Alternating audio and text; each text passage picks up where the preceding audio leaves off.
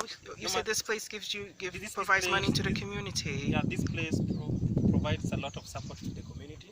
We receive a lot of international tourists, international bird watchers.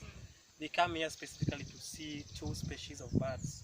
That is the papyrus gonolek and the papyrus yellow warbler. They are very difficult to find elsewhere in Kenya, but normally when they come to Dunga, this is called Dunga swamp. Dunga swamp. Dunga wetland.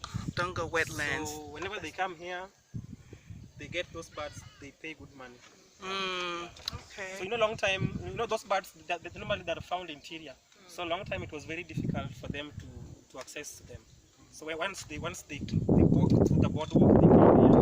They come with their playbacks. They just play the recordings of the sounds. Then they'll come, take a picture. Oh, thank you. Thanks for the information. Yeah.